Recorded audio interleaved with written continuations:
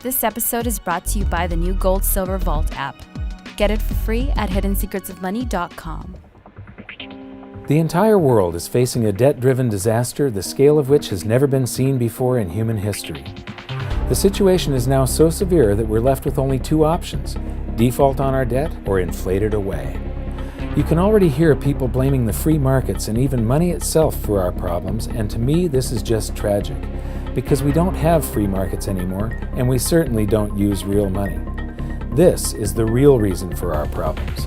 Our money itself has been corrupted. It's not just an issue of economics. This affects your freedom. When this crisis hits, people will be screaming for the government to do something when it was the government that caused the problems in the first place. Many societies have faced this dilemma in the past, and we can learn what the outcomes might be simply by studying what they did and comparing it to what we're doing today. So while I was in Germany, I decided to stop by one of my favorite museums and take you on a kind of crash course of the history of real money, how it evolved, and the twin dangers that arise when money is corrupted. I'm here at the Bundesbank Money Museum in Germany, and this is one of the best museums I have ever seen. Right at the very beginning of the museum, you walk in and it starts with barter. You know, originally the first form of currency was livestock. The problem with livestock, though, like for instance this cow, if I traded this cow to you for something and somebody else wants to trade you something else that's of much lower value, you can't make change. A system that relies on barter is very inefficient because you not only suffer from the problems of divisibility, you also rely on the hope that you will find someone who has a good or service that you need, who wants something that you have at the same place and at the same time. In economics, this is called the coincidence of wants. Now add the fact that most goods have a shelf life before they perish, and you can see why barter systems held mankind back for so long. So what was it that solved the coincidence of wants and propelled us out of the Stone Age and into space?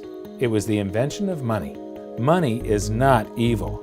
It is a magnificent tool that allows us to trade our specialized skills and to store our economic energy. Without it, we'd be struggling to feed ourselves each day, and our average lifespan would still be 30. In episode 1, we learned that real money has to fulfill certain properties in order to function. But 2,600 years after its emergence, people still confuse money with currency, even the so-called experts. So they've got here some of the things about what money is. The first example here is money is whatever goes. So in earlier cultures, commodities such as cattle, stones, or metals were used as money. Buyers took the value of the goods on trust when making their purchase. Today, too, money is a question of confidence.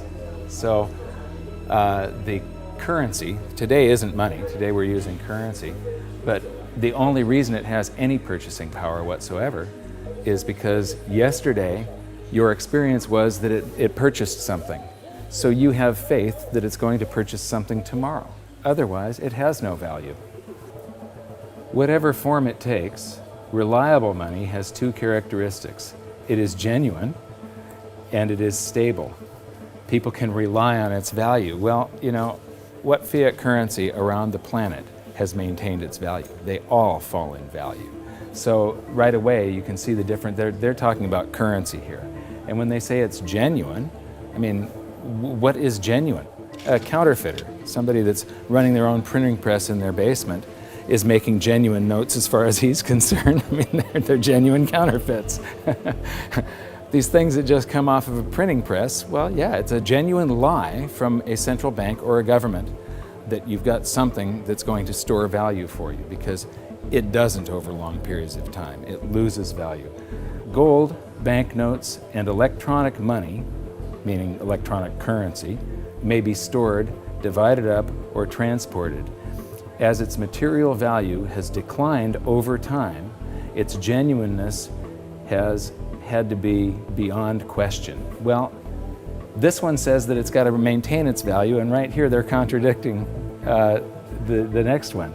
The one thing here, gold, is the only thing that they're talking about that has not lost its value. In the past, rare goods were used as money. Today, central banks must ensure that the supply of money is restricted. Well, what are they doing all over the planet today? They're lifting all the restrictions on how much currency they're creating. They're flooding the planet with currency. The next display shows the usual museum pieces that are described as commodity money: cowrie shells, representative axes, cocoa beans, and the like. While these work better than barter, none of them were actually money because they all had a weakness: one or more properties of money that they couldn't fulfill. Therefore, they are commodity currencies, not money. Some of these were widely used right up until the beginning of the 20th century, and there's some stuff here that I haven't seen before. Here's something very interesting. This brick of tea, its value is in the intrinsic, it's in the commodity that you're using, it's the tea. But this one has a certain fungibility to it. Each unit would have the same value, and you can make change. You can snap these things apart into units of 6. It's portable. It's not that heavy. This fulfills quite a few of the functions of money. I would not imagine that it's that durable. It probably doesn't wear that well. And now we come to the emergence of real money. Here we have little pieces of metal, just little pieces that have been broken off of bars or something that was cast, other little blobs of metal that were traded as a currency. You know, they had purchasing power, they had an intrinsic value, but they still weren't fungible, which means interchangeable. Every one of them had a different value. You can see that some of them have a higher silver content, some of them have a higher gold content. These are called electrum. It's a mixture of gold and silver, naturally occurring. What you notice is that this is from the 7th century BC, and then between the 7th and the 6th century, we're talking about somewhere between 680 and 630 BC, the emergence of true money. Here we've got 4 coins. The large one is a 1/3 stater coin, and the other 3 are 1/6 stater coins. Each unit is interchangeable. It's now a unit of account. You can take so many of these in trade for so many of loaves of bread, and you don't have to break out your little scale and weigh them any longer. With the little chunks of metal, you had to weigh every transaction that was going on. You had to weigh whatever your payment was and then take a guess as to what the purity was. Here you have some standards that were set by mints and guaranteed by those mints. These are a unit of account. They're fungible. Every one of them is interchangeable. They're portable, they're durable in your pocket over long periods of time. They're divisible. You can make change. You can see there's a 1/3 stater and 1/6 staters. And they're a store of value over long periods of time. These still have purchasing power today, 2,600 years after they were made.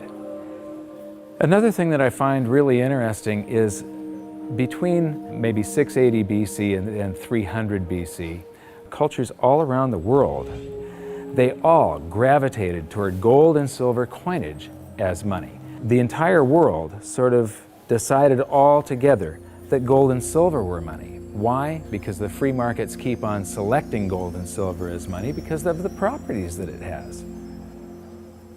So, now we get to the room of real money. This is a vault door, and this is where they've got all the great examples of the real gold and silver coins. So come on in and join me. So here we get to the first, this is gold and silver, what they're using to make money, and here we have some very early representations of gold and silver coins. And I love these displays. They start with coins in Lydia, so these coins go back to the very first minting of true coinage. So here we have starting in the 6th century BC, and then it goes up to the 3rd century, and then from the 5th to the 11th century, and the 13th to the 15th century. And these displays just go on with the history of real money, gold and silver. Here is 17th and 18th century. Here we come to the 19th century, and now we're all the way up to the 20th century here. And here we come to our first example of government-issued fiat currency. This is from China. This is from 1375. And what's interesting is I have a chart that compares the value of the paper currency in China compared to silver. and there was a hyperinflation of this currency. It wasn't backed by anything. It wasn't backed by taxes. It wasn't backed by anything in the Treasury. They could just print this. And so this went into a hyperinflation because the government was just running its budget by just doing deficit spending by printing. And then I'm going to skip to some of the colonial currency. This is the United States, and each one of these currencies is printed by a different state. We've got Maryland, South Carolina, North Carolina, Connecticut, New York.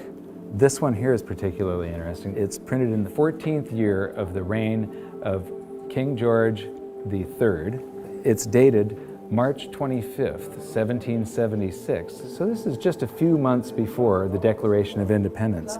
It says, "'Tis death to counterfeit." But this was printed just before we started coming out with the continental dollar, which went into a hyperinflation because of pure deficit spending on the Revolutionary War. And so this is the wall where real money gets corrupted. This is where it all turns to paper, which sometimes is backed by something, but it can be a lie. They can print more than they have of the stuff to back it. As we learned in Episode 2, one of the first things a country does at the outbreak of war is to suspend redemption rights so that their currency is no longer redeemable in gold. This is exactly what Germany did before World War I. After losing the war, they suffered through one of the worst hyperinflations on record when they were burdened with massive reparation payments to France and the Allies. These heavy penalties stifled the German economy and brought it to a standstill, leaving the country with the same two choices all indebted nations have faced throughout history: default on their debt or inflate it away. Defaulting was not a viable option, as they were completely impoverished, weakened, and surrounded by armed forces ready to take their land. Since their currency was no longer tied to gold, it was decided to light up the printing presses and inflate their way out, paying the debts with new currency created out of thin air. This had drastic consequences. Check out some of this Weimar currency. The display starts with one mark that actually purchased something, but soon the notes rise to the thousands, then the millions, then the billions, and finally the trillions. It's mind-blowing. You'll notice that I'm laughing a little bit as we move through the museum, but I'm not laughing at the people.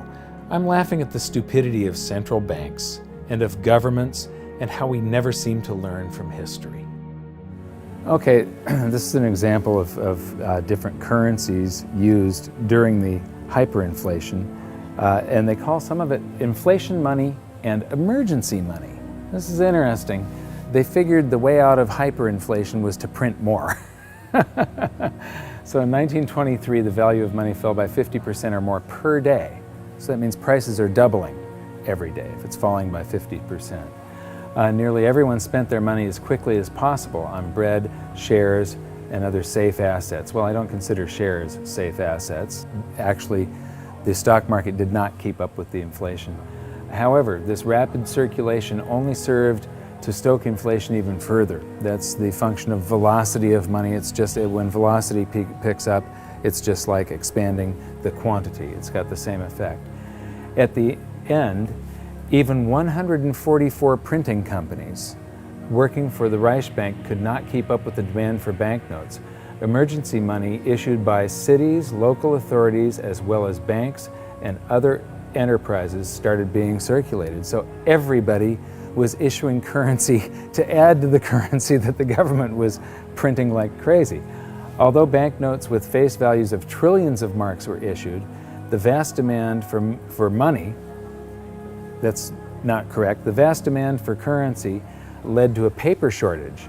Printers used anything that could be found, including wool, wood, and silk. So here's some example of wood, wool, and silk currencies over here.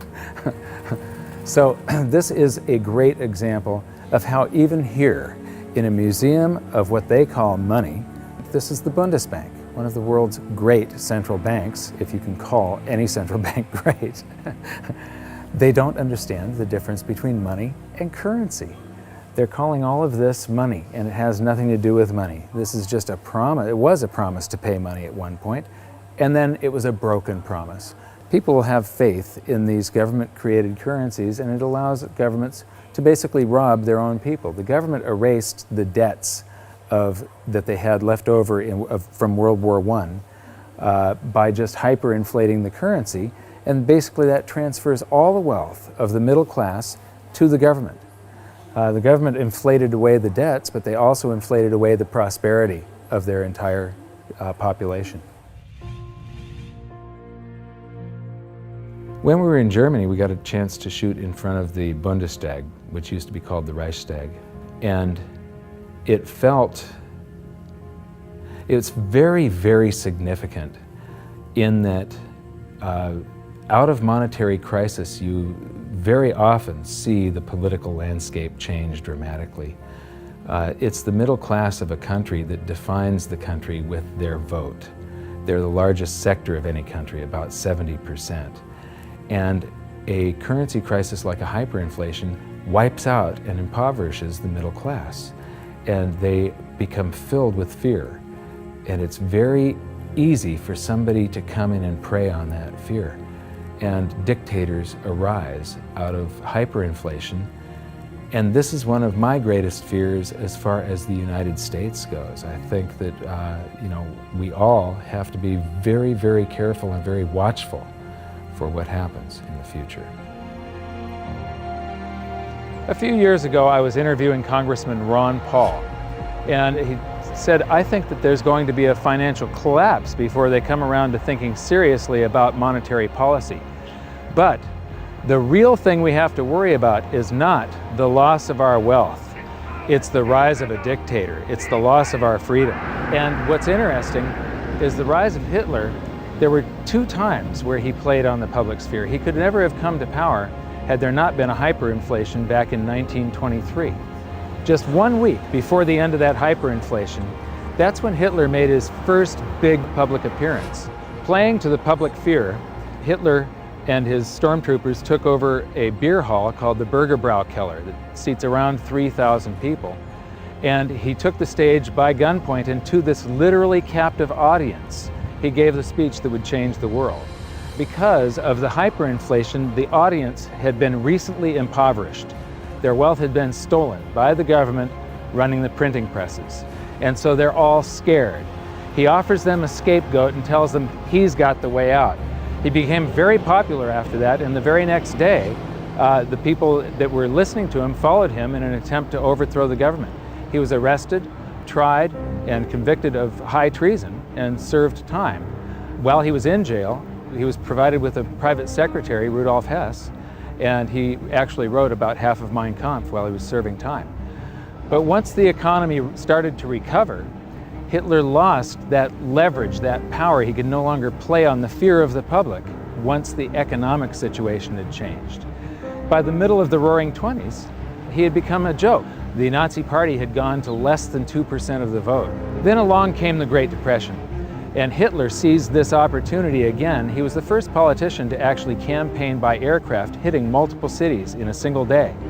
And the Nazi Party went from 2% of the vote to the second largest party in Germany. So playing on the public sphere, Hitler was able to take away the rights of Germans. He was able to, all these guaranteed rights in the Weimar Constitution, private property rights, the right to assemble, public assembly, the right to privacy in the mail, the telephone system. He just took away all of their rights and seized power. So these are some of the things that we have to be concerned about and be very mindful of. Economic crisis very often leads to the rise of a dictator. Yeah, the fact that this was just 70 to 80 years ago, basically there are still people alive today that experienced this, but enough of them have died off to where the warnings fall on deaf ears. Berlin is a great example of another massive danger to individual freedom that economic crisis can bring, the swing from capitalism to collectivism. After World War II, the city was basically divided in half, the West being capitalist and the East communist. Germany was reunified in 1990, but even this short period of separation showed the vastly different levels of prosperity that the two systems achieved. So this is the famous checkpoint Charlie, and what's interesting is how quickly an economy can heal. Just 20 years ago, you would have seen a tremendous difference between the East and the West. You'd have one side that has tall buildings and is much more industrialized and new, and then one side that's very old and gray. It was one of the best examples of what a state-run society does to an economy. How the more the public relies on government, the worse the general economy gets. What happens, in capitalism, you have the greatest disparity between the poorest and the richest individuals. And there's a backlash against that. And you see this happen in waves and cycles, this cycle that goes from capitalism to collectivism.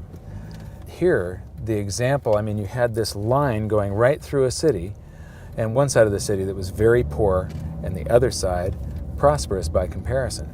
Now, when we go toward collectivism, they want to eliminate this great disparity between the poorest and the richest individuals. But what happens isn't that they raise the standard of living for the poor up here. They drag the whole economy down so that everybody ends up living down here, except for the people that are running the government. Collectivism is a danger because we've proven time and time again that it doesn't work. The evidence is in. If you look at history, it's clear that maximum prosperity can only be achieved through individual freedom, free markets, and sound money. You'd think that we'd learn from history, but I'm going to show you a few more displays from the museum that prove conclusively we haven't. And this is where we are today. This is a sheet of 50-euro notes, and these come out of the printing press, bam, bam, bam, bam, bam, just like those notes did.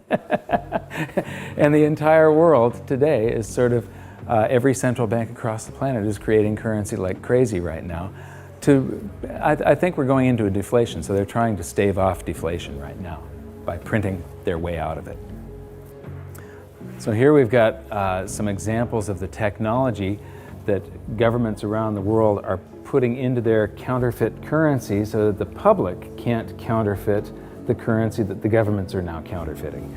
So you've got all these holograms and watermarks and different threads and different types of paper. And then here's this big old printing plate where they pop these things out a mile a minute. And right now they are hyperinflating the base money around the world, the paper money.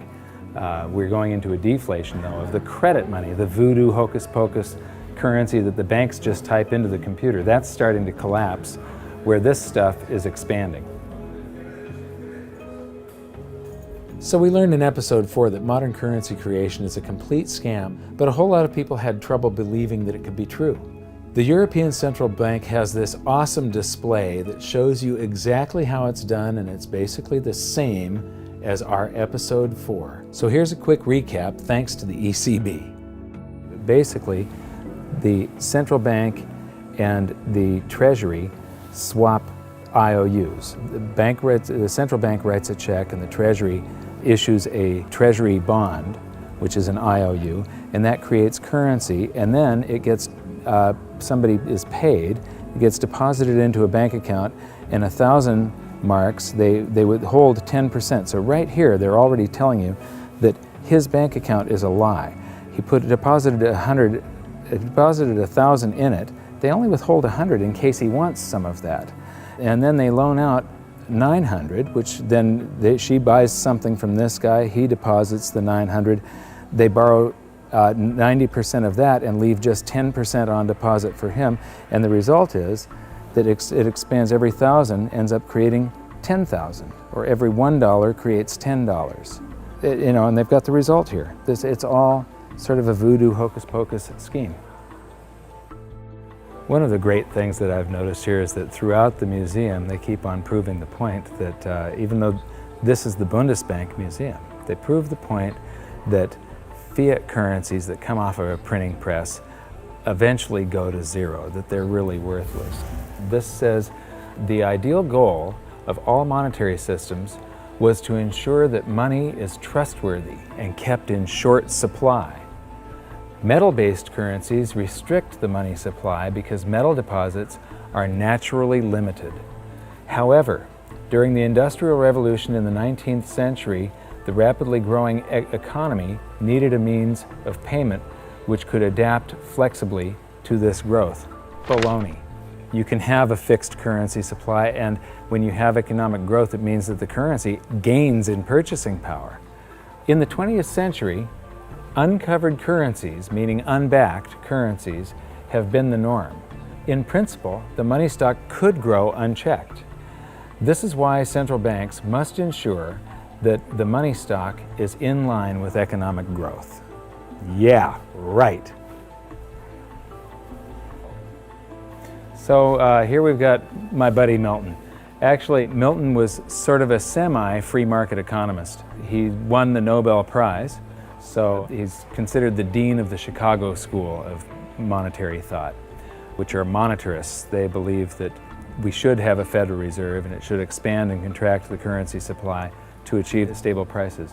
One of the problems with Keynesians and monetarists and so on is that they think you should expand it and contract it, but they never contract it. They just, Keynesian, you're supposed to spend when the economy is bad, the government's supposed to spend and stimulate, and then withdraw currency from circulation to keep us from going into a bubble caused by the expansion of credit and the spending that they did during the bad portion of the economy. So they take this rubber band and they stretch it, and it's supposed to come back, but they never do that. They just keep on stretching it to infinity. And here we are, right now, where we are in the world is that rubber band is about to snap with every currency on the planet. And so I'm instability, I'm in deflation, inflation. Let me see, I'm going to cause a hyperinflation. Oh, it just went off the inflation scale. I guess I did cause a hyperinflation. Oops. And now the whole thing is collapsing. This game of inflation and deflation has never worked. Right now we're on the precipice of the whole system collapsing, and just like the game, our monetary system will reset. This is where the twin dangers we learned about may rear their ugly heads, so it's up to all of us to learn from history. I mentioned earlier that it was the invention of money that allowed humans to prosper and rise out of the Stone Age. But money is only part of the equation. What use is money if you don't have freedom? So what's going to happen? Will we default or inflate our way out of the mess we're in? Since 2005, I've been stating publicly, and I also wrote in my book, that I believe we're headed toward a series of events involving a short-term deflation followed by a big inflation or hyperinflation. If you really want to learn how this inflation might affect you and your family, join me at hiddensecretsofmoney.com for this episode's exclusive presentation. It's a special video that shows where I believe we are on this economic roller coaster of a ride and how I think it'll play out. So for now, what can you do? 1. Share this video on social media and subscribe to our YouTube channel. 2. Educate yourself by watching the rest of this series. And 3. Take action to protect yourself and your family. Learn what you can do at hiddensecretsofmoney.com. I'll see you there.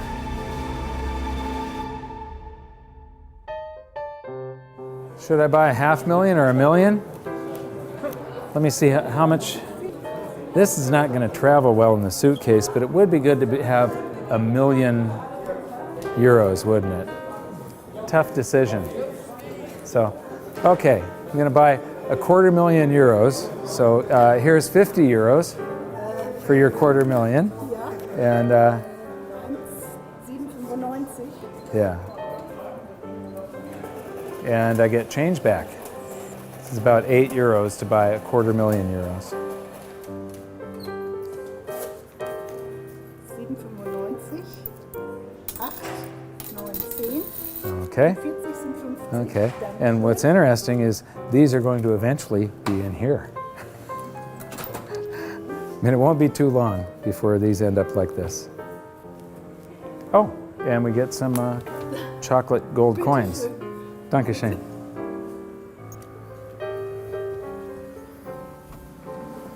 So that's our tour of one of the best monetary museums I've seen so far.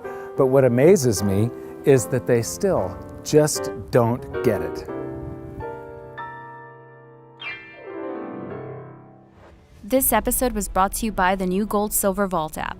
Get the latest silver and gold prices, news, videos, and track your holdings using the virtual vault feature all in the palm of your hand. Get it for free at hiddensecretsofmoney.com.